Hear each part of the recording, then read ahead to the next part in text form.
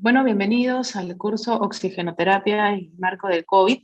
El tema que vamos a tratar el día de hoy es insuficiencia respiratoria, la parte de fisiopatología, y soy la doctora Diana Cabanilla Silva, médico de emergencias y desastres del Hospital Cayetano Heredia.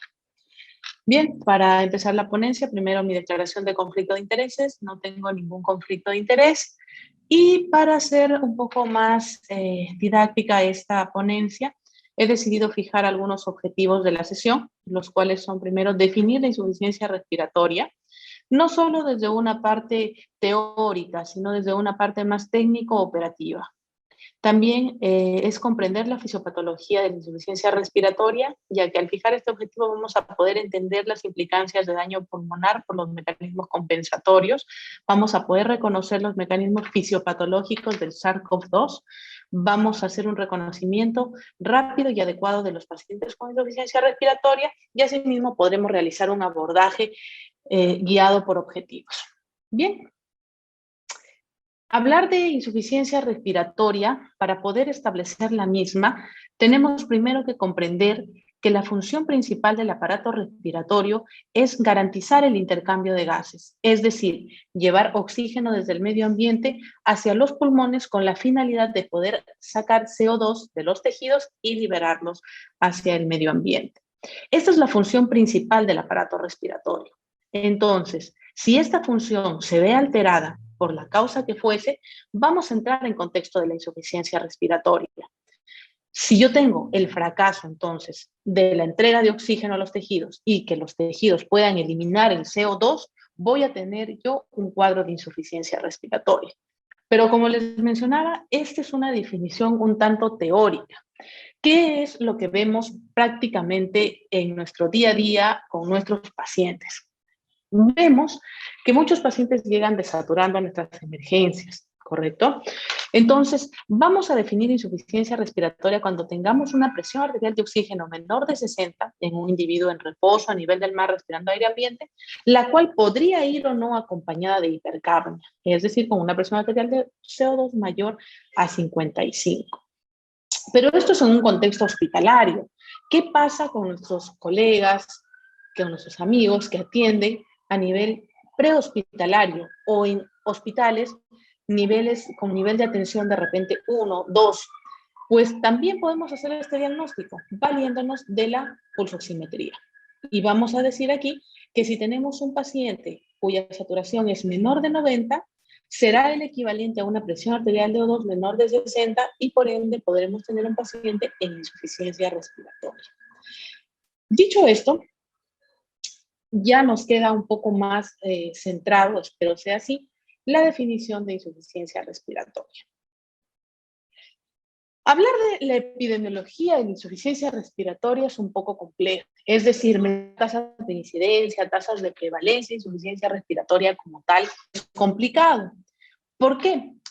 La insuficiencia respiratoria no es una patología en sí, sino está asociada a procesos neumónicos, a procesos fibróticos, a un proceso ático.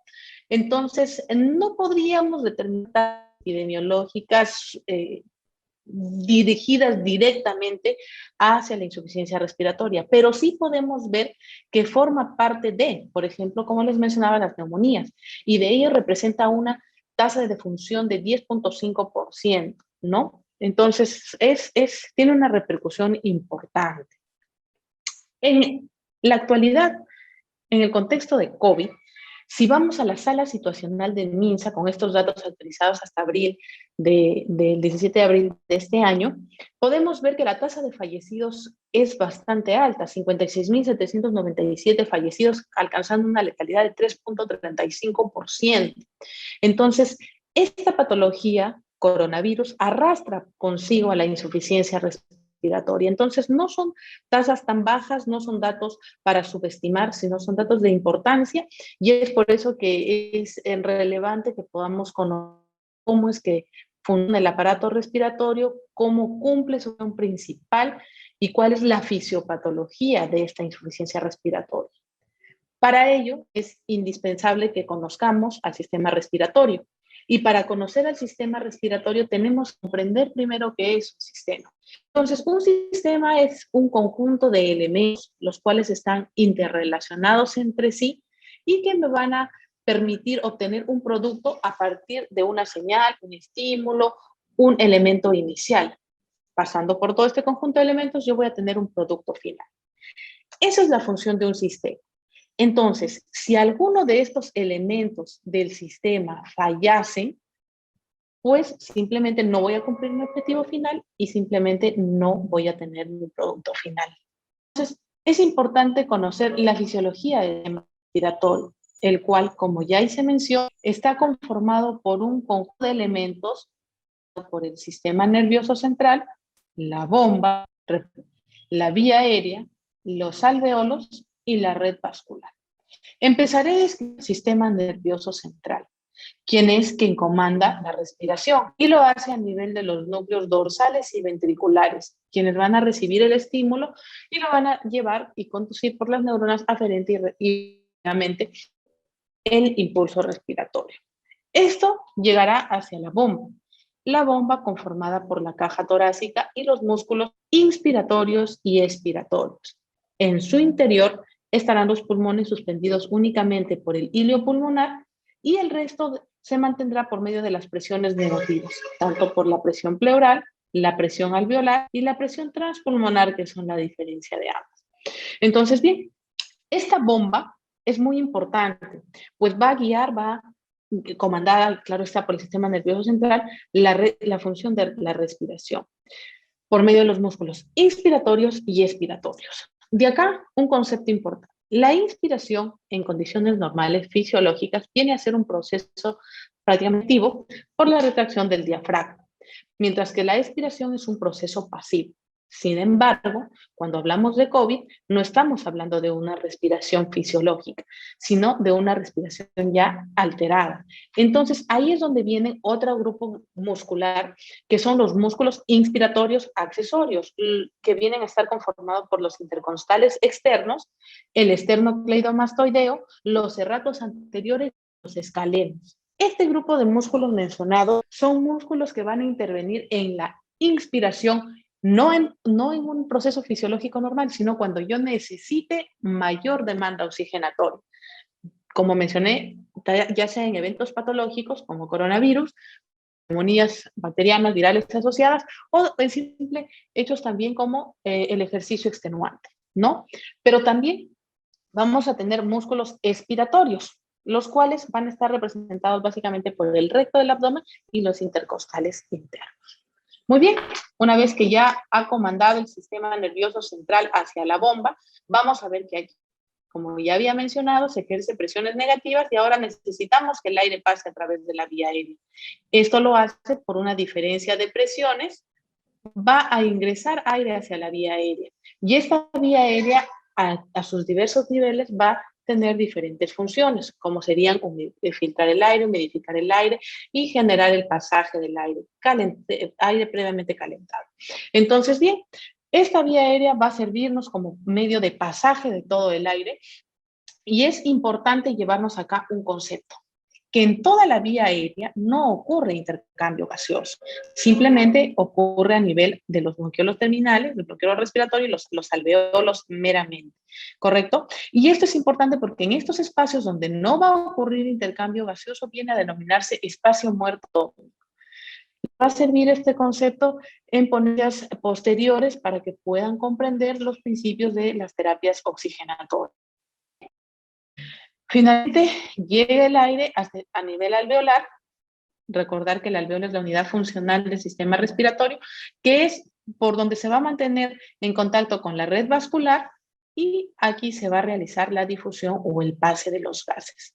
De este concepto, de aquí, debemos llevarnos el concepto de que la distribución alveolar no va a ser uniforme. Vamos a tener diversa distribución de alveolos. Algunos van a ser más pequeños, otros van a ser más grandes. No hay una distribución homogénea de los alveolos. Y esto es importante, ¿por qué? Porque va a intervenir en la fisiología del intercambio de los gases. ¿Correcto? Muy bien. La fisiología del intercambio de los gases va a estar dada por dos características principales de los dos gases principales en los cuales se hace el intercambio gaseoso. Uno es por la afinidad que tiene la hemoglobina para transportar el oxígeno, es decir, el oxígeno tiene mucha afinidad por la hemoglobina, y segundo, la capacidad del CO2 de difundir ante las membranas. Entonces decía, la afinidad que tiene el oxígeno por la hemoglobina y en la capacidad que tiene el CO2 para difundir por estos gases. Como había hecho mención, la distribución alveolar en el parénquima pulmonar no es homogénea. Tenemos alveolos que en ciertos sectores del pulmón son más grandes, otros son más pequeños, teniendo un diámetro promedio de 100 micras. En los alveolos más pequeños, el intercambio gaseoso será más dificultoso versus a los alveolos de tamaño estándar. Bien, entonces esta relación entre el tamaño alveolar, la distribución alveolar y la distribución también de los capilares que van a rodear a estos alveolos nos establece la relación ventilación-difusión, es decir, la cantidad de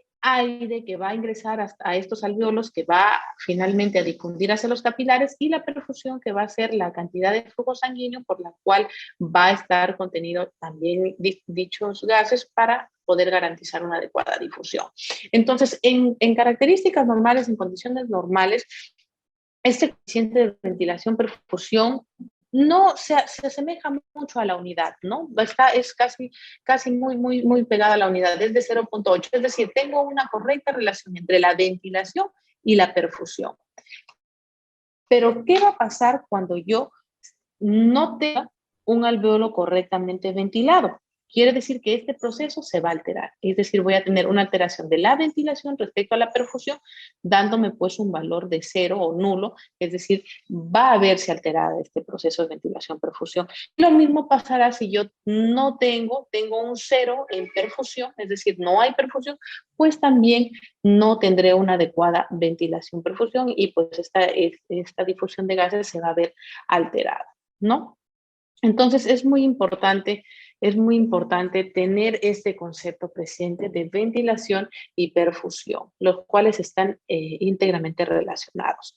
También vamos a saber que podemos conocer pues, la cantidad de oxígeno, conociendo la presión parcial de oxígeno, y esto es importante, lo podemos obtener en esta fórmula, y esta fórmula no es más que la interpretación de la cantidad de oxígeno que tenemos por gramos de hemoglobina, ¿no? Se dice más o menos que en 100 mililitros de sangre vamos a tener aproximadamente 15 gramos de hemoglobina, lo que significaría un aproximado de 1.36 gramos mililitros de oxígeno por cada gramo de hemoglobina, ¿no? Entonces, de esto nos va a salir esta fórmula de la concentración de la cantidad de oxígeno en sangre, y esto es muy importante porque nos va a guiar y va a servirnos para fórmulas de hemodinamia posteriori, ¿no? Para sobre todo el delivery de oxígeno.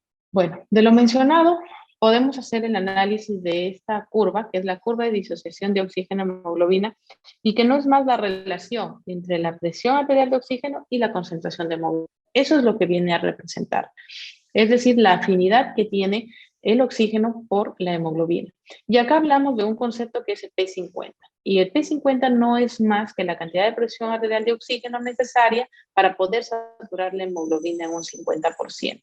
¿Qué significa esto? Que si yo tengo una P50, la cual está entre valores de 26 a 28, que es lo normal, voy a tener una afinidad adecuada del oxígeno a la hemoglobina. Es decir, mi transporte de oxígeno, mi delivery de oxígeno, mi afinidad del oxígeno por la hemoglobina va a estar normal. Pero cuando esto se altere, voy a tener un desplazamiento de esta curva, ya sea hacia la derecha o hacia la izquierda. Entonces hay diversas situaciones las cuales hacen que esta curva se traslade, ya sea a la derecha o ya sea a la izquierda. ¿En qué contextos vamos a tener que la curva se separa hacia la derecha? Vamos a tener que la curva se separa a la derecha cuando tenemos que la afinidad del oxígeno por la hemoglobina disminuye. ¿En qué contextos? En contexto, por ejemplo, de acidosis, en contexto de fiebre, en contexto de aumento de PCO2 y en contexto de aumento del 2,3-difosfoglicero. ¿Y en qué condiciones la curva se desplace hacia la izquierda? Pues lo tendremos en contextos de alcalosis, en contextos de hipotermia, en contextos de disminución de la presión de oxígeno, de CO2, perdón, y disminución del 2,3-fosfodiesterol. Es decir, el oxígeno se aferra más a la hemoglobina, resultando más difícil que sea liberada a los tejidos, traduciéndose en hipoxemia y en cuadros posibles de insuficiencia respiratoria. Una vez comprendido esto, vamos a poder entender los tipos de insuficiencia respiratoria, que para una explicación más didáctica las he podido clasificar según menciona Campbell en el tiempo de evolución, en la fisiopatología y en algunas características gasométricas, y hay otros dos adicionales que son la perioperatoria y la de shock. Entonces, por el tiempo de evolución, tenemos que la insuficiencia respiratoria se va a clasificar en aguda, crónica y crónica reagudizada. La aguda es aquella que se produce en horas, días, de manera súbita y de manera rápida progresiva, mientras que la crónica requiere una data un poco más prolongada. Y la crónica reagudizada son aquellas crónicas que por alguna circunstancia, alguna exacerbación de nuevo, pues han visto, se han reagudizado, son procesos crónicos que han tenido alguna afección reciente y pues han reagudizado el cuadro. Pero la diferencia importante en estas tres es que en la aguda y la crónica, la característica va a ser que en la aguda el organismo no ha desarrollado los mecanismos compensadores, en cambio en la crónica sí. ¿Cuáles son los mecanismos compensadores? A la cabeza que no me van a distorsionar pH. ¿Por qué? Porque en la aguda no voy a tener modificaciones de bicarbonato versus en la crónica que ya las voy a tener. No voy a tener otro mecanismo compensador como es la poliglobulia, que sí se observa en la crónica. Y si hablo yo de evaluar a un paciente de la misma contextura del paciente, ¿no? Ver los dedos en palillo de tambor, en los tórax atonelados.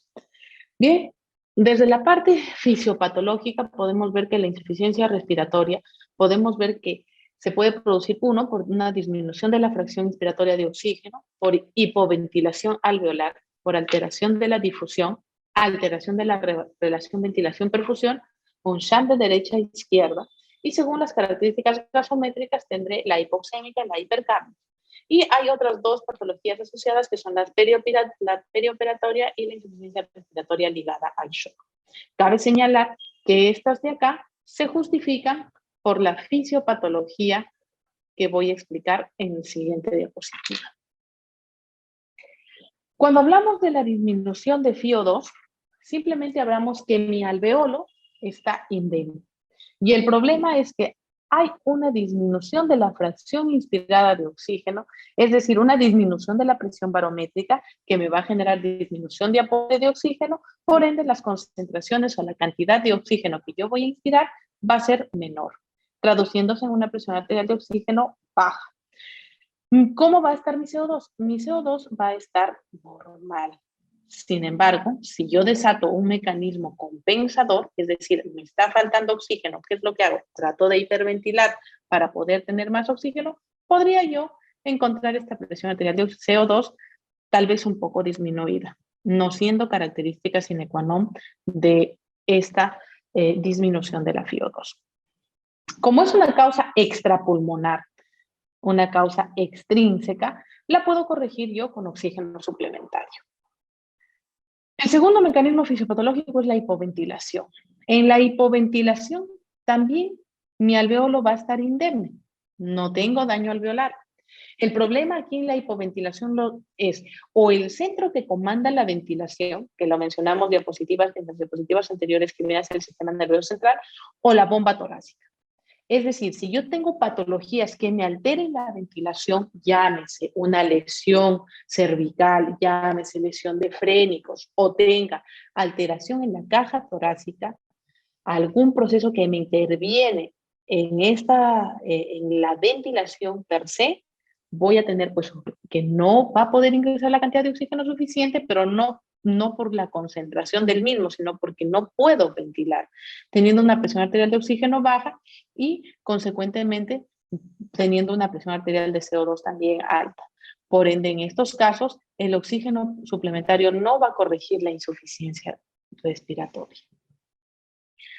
¿Qué pasa cuando hay alteración de la difusión? El alveolo podría estar normal, sin embargo, yo voy a tener aquí que este espacio en el cual se va a llevar la difusión está ocupado, está alterado. Todo aquello que me altere este espacio en el cual la difusión de los gases se va a producir, si yo tengo algo que aquí lo altera, pues vamos a tener una alteración de la difusión, puesto que esta distancia va a ser mayor. Por ende, también voy a tener que la presión arterial de oxígeno disminuye y podría tener una PCO2 normal o incluso en algunos casos discretamente alta. ¿Acá lo puedo corregir parcialmente con oxígeno suplementario? Sí, porque simplemente voy a tener mayor concentración de oxígeno y la difusión se va a dar, pero de manera más lenta porque este espacio va a estar ocupado.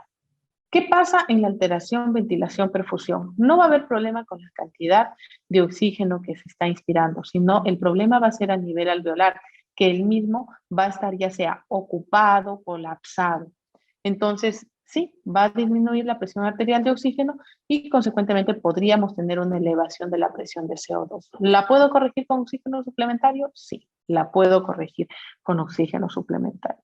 Mientras que el shunt de derecha e izquierda es un mecanismo fisiopatológico en el cual parte incluso de la sangre del sistema venoso llega al sistema arterial y va a pasar sin ser oxigenado o sin ser ventilado adecuadamente, ¿no? Esto se ve, por ejemplo, en las cardiopatías congénitas, ¿no? Entonces, sí, hay una alteración en la ventilación, ¿no? O incluso puede llegar esta sangre ya sea poco oxigenada, entonces no vamos a tener un intercambio adecuado. ¿Por qué? Porque está pasando por un shunt, o pueden simplemente estos alvéolos estar colapsados, ¿no?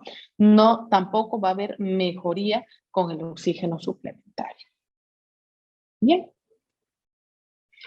Ahora vamos a hacer mención de los tipos de insuficiencia respiratoria que dijimos por una clasificación gasométrica, que pueden ser la hipoxémica, la hipercárdica y las otras dos adicionales que son la perioperatoria y la asignada al shock o a la hipoperfusión. La hipoxémica vamos a tener que efectivamente hay una presión arterial de oxígeno baja. Vamos a tener que la presión arterial de CO2 puede estar normal o puede estar baja. ¿Cuándo está normal y cuándo está baja?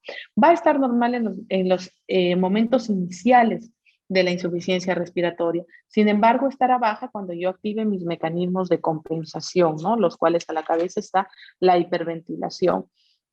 Entonces, aquí vamos a ver que la presión arterial de oxígeno va a disminuir, por ende, los mecanismos fisiopatológicos que me justifican este tipo de insuficiencia respiratoria van a ser la oxígeno inspirada baja, van a venir a ser, en algunos casos, el shunt, y en otros casos la alteración de la ventilación-perfusión, siendo la alteración de la ventilación-perfusión el mecanismo principal que justifica la insuficiencia respiratoria de tipo hipoxémica. Es decir, la causa aquí va a estar en el parénquima pulmonar o en el lecho pulmonar, ¿correcto? Muy bien, por ende, la gradiente aquí la vamos a tener un poco alta, ¿no? Una gradiente alta, mayor a 20. Mientras que en la hipercárdica o la tipo 2, acá vamos a tener una elevación del CO2 con una gradiente normal.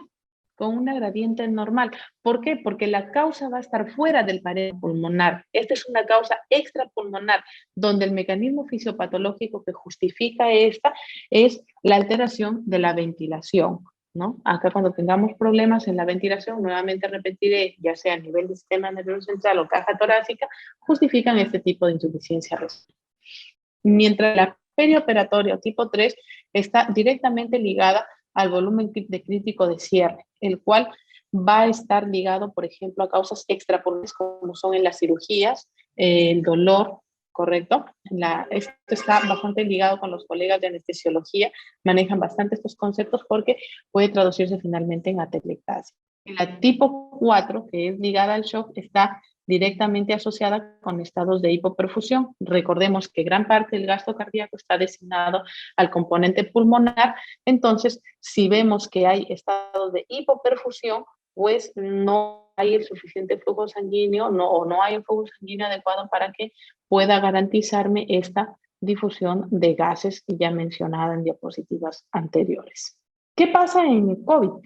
Sucede que en COVID tenemos un estado de hipoxemia y estos pacientes llegan a ser insuficiencia respiratoria por los diversos mecanismos fisiopatológicos que hemos explicado. Y esto es, bueno, en función de la fase pulmonar, de la fase de enfermedad, del tiempo de enfermedad, ¿no? Vamos a ver que en una fase inicial vamos a ver una desregulación de la perfusión pulmonar, siendo el mecanismo principal que justifica la insuficiencia respiratoria en COVID aquí la relación ventilación-perfusión, ¿no? Esto viene a estar denominado como un pulmón fenotipo L, ¿no? Que van a ser pulmones que tienen baja elastancia, pulmones de bajo índice de reclutamiento, de bajo peso pulmonar, con, como ya les decía, la capacidad de reclutamiento baja. Entonces, bien, pero ¿qué pasa cuando la enfermedad continúa, se perpetúa, ¿no? Vamos a ver ya que vamos a llegar a una fase de edema pulmonar, de colapso, incluso podríamos llegar a un ARTS severo, ¿no? Entonces, aquí vamos a ver que el mecanismo fisiopatológico principal es el gran cortocircuito de derecha a izquierda que se produce, es decir, la sangre ya no llega de manera, con una oxigenación adecuada. ¿Y por qué? Porque también tenemos microtrombosis pulmonar. Entonces, aquí cambia la característica del pulmón y vamos a ver que tienen altas elastancias, que hay un peso pulmonar más grande porque ya estos alveolos vienen a estar ocupados incluso por pus o material inflamatorio, si es que se sobreinfectan por pus, claro está, y alta capa, estos pulmones ya tienen una mayor capacidad de reclutamiento, lo que le llaman pulmón fenotipo L. Bien, ¿cómo va a ser el diagnóstico? El diagnóstico de la insuficiencia respiratoria es, dentro de todo, sencillo. Nos tenemos que basar en la historia clínica, tenemos que ver los antecedentes del paciente, qué pasó, cuándo pasó, en qué tiempo pasó, para diferenciarla si es una aguda, una crónica reagudizada. En realizar un examen físico adecuado, recuerden, ¿no?, los cambios que les mencionaba, si ahí podemos ver cambios como diversos grados de cianosis, dedos en palillos de tambor, tonas en tonel. Entonces, eso nos ayuda bastante, y las imágenes que no vienen a formar parte en sí del diagnóstico de insuficiencia respiratoria, sino más que nada nos ayudan a buscar la causa. Es decir, no necesito yo definitivamente una imagen para decir que tengo insuficiencia respiratoria, sino más bien me ayuda para ver la causa, ¿no? En el caso de coronavirus, incluso podemos pedir estudios tomográficos, ¿no? Pero no siendo pues indispensable para hacer el diagnóstico. Y bueno, los exámenes de laboratorio a la cabeza, la gasometría arterial para poder definir las concentraciones, las presiones de oxígeno, CO2 y la gradiente. Finalmente, realizo el abordaje de estos pasos. Entonces, para realizar un abordaje, al menos en el área de emergencia, tenemos que trazarnos objetivos. Y esos objetivos principalmente son garantizar la oxigenación y mejorar la ventilación, porque por eso nuestro paciente es que acude, tiene una presión arterial de oxígeno baja. Entonces, tenemos que garantizar la oxigenación y mejorar la ventilación. ¿Y por qué son importantes estos dos primeros objetivos? Porque así vamos a poder evitar complicaciones adicionales y sobre todo vamos a poder evitar el daño o lesión pulmonar, que este daño muchas veces es producido por nosotros mismos al intentar realizar mecanismos compensatorios. Lo voy a explicar en breve. Pero bien, para poder resolver estos objetivos tenemos que contextualizarnos en qué nivel de atención estamos. ¿Por qué? Porque si yo quiero garantizar la oxigenación, lo primero que necesito es oxígeno. Entonces voy a necesitar escalar mis terapias de oxígeno de manera que en función a lo que mi paciente necesite. Usaré dispositivos más complejos o más simples, dependiendo, uno, de la disponibilidad, segundo, de lo que mi paciente me requiera, y tercero, del nivel hospitalario, ¿no? No todos los niveles tenemos una cama UCI. Entonces, dependiendo del nivel, yo tengo que ver mi capacidad resolutiva e ir escalonando con mis terapias de oxígeno. Y lo segundo que les decía, los segundos objetivos, evitar las complicaciones adicionales y sobre todo esto, evitar el daño pulmonar. ¿Por qué? Porque de por sí vamos a querer generar nosotros mecanismos compensatorios. Y ya este pulmón ya tiene un daño pulmonar inicial instaurado, ya tiene fuga capilar. Hablo en contexto de COVID.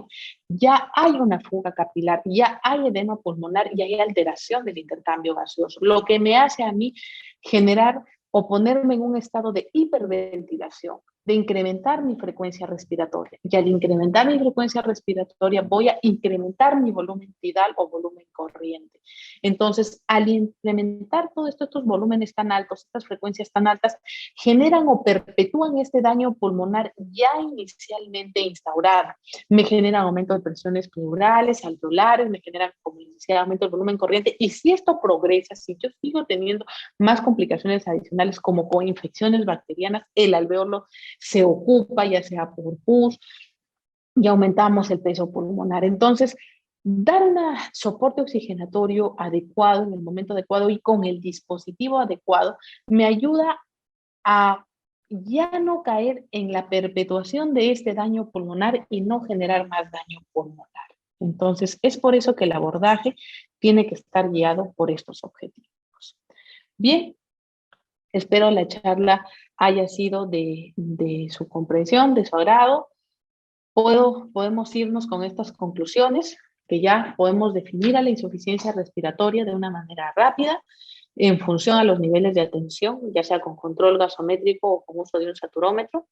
Ya sabemos que existen 4 tipos de insuficiencia respiratoria y estos 4 mecanismos, la hipoxémica, la hipercárpica, la perioperatoria y la ligada al shock, están justificadas por los 5 mecanismos fisiopatológicos, los cuales ya los explicamos, ¿no? El daño pulmonar se produce por efecto de la compensación misma de nuestro organismo y veremos que si tenemos un reconocimiento y un abordaje adecuado, vamos a poder disminuir el daño pulmonar y las complicaciones futuras que puedan generar repercusión en estos pacientes. Y recuerden que la repercusión más trágica son los incrementos de la mortalidad en estos pacientes. Sin más que decir, muchas gracias. Dejo algunos enlaces por si son de su interés. Buenas noches.